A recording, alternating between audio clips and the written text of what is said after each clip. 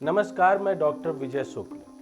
आज हम बात कर रहे हैं कि क्या बांके बिहारी पर विकास की बंदूक रखी जा रही है, क्या संस्कृति पर शासन की नजर है। जब भी कोई सरकार विकास के नाम पर आस्था के कंधे पर बंदूक रखती है तो सावधान हो जाना चाहिए, क्योंकि इतिहास गवाह है कि धर्म कभी सरकारों की चौखट पर भिखारी नहीं बना, बल्कि वही धर्म समाज और सत्ता दोनों को दिशा देता रहा। बांके बिहारी मंदिर वृंदावन पर आज वही स्थिति बन चुकी है, जहां सेवा और श्रद्धा का मंदिर सरकारी योजनाओं और प्रशासनिक हस्तक्षेपों के घेरे में घुटता नजर आ रहा है। यह कोई साधारण मंदिर नहीं, यह भारत के भक्ति आंदोलन का हृदय है, जहां रस, राग और राधा कृष्ण का अनूठा मेल होता है। वहां अब भीड़ नियंत्रण योजनाओं, सीसीटीवी और कंट्रोल रूम की भाषा बोली जा रही है और कहा जा रहा है कि यह सब श्रद्धालुओं की सुविधा के लिए है। लेकिन क्या वास्तव में यह सुविधा है या संस्कृति पर शासन की एक चाल है? उत्तर प्रदेश सरकार और ब्रज तीर्थ विकास परिषद द्वारा लाए गए ब्रज कॉरिडोर और प्राकृतिक तीर्थ क्षेत्र विकास योजना जैसे कदम सतह पर सुनने में सुगम लगते हैं, लेकिन जब इनके पीछे की मंशा और कार्यप्रणाली को देखा जाए तो यह स्पष्ट हो जाता है कि यह सब प्रबंधन पर नियंत्रण स्थापित करने की कूटनीतिक चाल है। हाईकोर्ट की आड़ में अधिग्रहण की तैयारी करने का यह पूरा का पूरा मसौदा एक बड़ी कहानी की तरफ इशारा करता है। दरअसल 2023 में इलाहाबाद हाईकोर्ट ने मंदिर में व्यवस्थाओं को दुरुस्त करने के लिए मथुरा के जिलाधिकारी को एक निगरानी कमेटी गठित करने को कहा। सरकार तुरंत सक्रिय हो गई। कंट्रोल रूम, भीड़ प्रबंधन, सीसीटीवी, प्रवेश निकास नीति, सब कुछ अचानक शुरू हो गया। लेकिन यहीं से शुरू हुआ सेवायतों और सरकार के बीच टकराव का पूरा मामला। गोस्वामी परिवारों ने साफ आरोप लगाया कि सरकार मंदिर को अपने कब्जे में लेने की चाल चल रही है। अब सवाल यह है, क्या अदालतें व्यवस्था की निगरानी करने को कहती हैं या मंदिरों को अधिग्रहित करने का लाइसेंस देती हैं? कानूनी पेच को अगर हम जानने समझने का प्रयास करें तो बांके बिहारी मंदिर का अधिग्रहण असंवैधानिक क्यों ठहराया जा सकता है?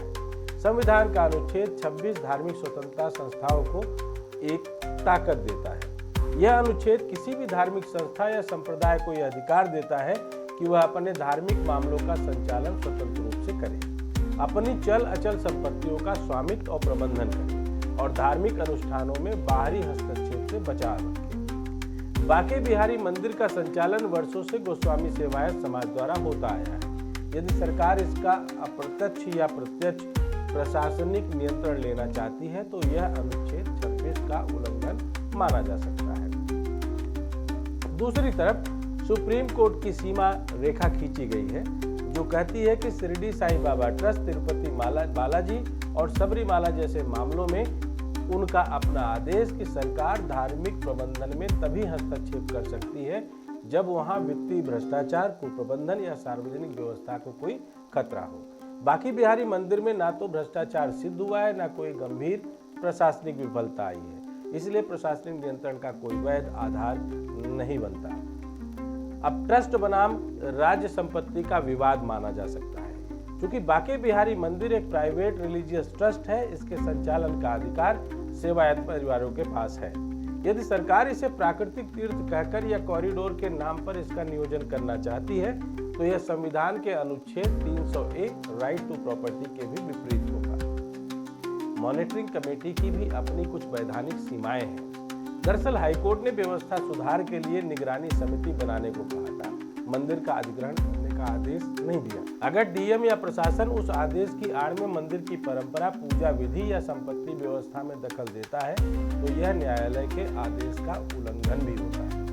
ऐसी स्थिति में सेवायत समाज द्वारा पुनः याचिका डाली जा सकती है, जिसमें अदालत से यह पूछा जाए कि क्या सरकार आदेश की ओवररीच कर रही है। दरअसल यह पूरा खेल राजनीति और पर्यटन के गंदे गठजोड़ का एक नमूना है। जब मंदिरों को सिर्फ पर्यटन केंद्र बना दिया जाता है तो वहां आस्था नहीं, बाजार सजने लगता है। वृंदावन में वही हो रहा है। मंदिर के चारों ओर व्यावसायिक जोन, भक्तों के लिए वीआईपी गलियारे और निजी कंपनियों को आउटसोर्स की गई व्यवस्थाएं इस बात का इशारा है कि सरकार अब धर्म का व्यवसायीकरण कर रही है। क्या राधे राधे की पुकार को सरकारी ब्रांडिंग में बदल देना ही विकास है? आखिर ऐसा क्या हो गया है कि तंत्र मंदिर में घुसना चाहता है? केंद्र और राज्य सरकारें सोमनाथ से लेकर सबरीमाला तक और अब बांके बिहारी तक हर बड़े मंदिर को एक प्रोजेक्ट की तरह देख रही हैं। और सवाल वही है, क्या मंदिर प्रबंधन का लोकतांत्रिक अधिकार अब नौकरशाही के हवाले चलेगा या उन्हीं के हवाले होगा? अगर बांके बिहारी मंदिर का प्रशासन आज डीएम या किसी आईएएस अधिकारी के आदेश पर चलेगा तो कल को क्या तिरुपति, जगन्नाथ, द्वारका और काशी भी इसी राह पर खड़े किए जाएंगे? अब आखिर रास्ता बचता क्या है? इस देश के मंदिर सरकारी कार्यालय नहीं है, यह आध्यात्मिक जनतंत्र है। सरकार अगर वास्तव में भक्तों की चिंता करती है तो सहयोग करे, इस पर नियंत्रण करने की जरूरत नहीं दिखती है।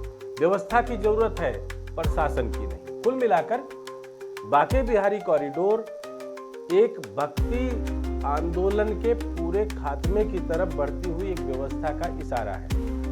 फर्क सिर्फ साफ है कि बांके बिहारी कॉरिडोर के पक्ष में और विपक्ष में जो अपने अलग अलग तरीके के दांव पेच खेले जा रहे हैं, उन सब में एक चीज नहीं दिख रही है, वो है बांके बिहारी की अपनी अस्तित्व और उनके प्रति आस्था रखने वाले भक्तों की पूरी भावना को आहत न करने की सोच। बांके बिहारी सरकार का अधीनस्थ नहीं, यह वह चैतन्य केंद्र है जहां शासन भी सिर झुकाकर प्रवेश करता है।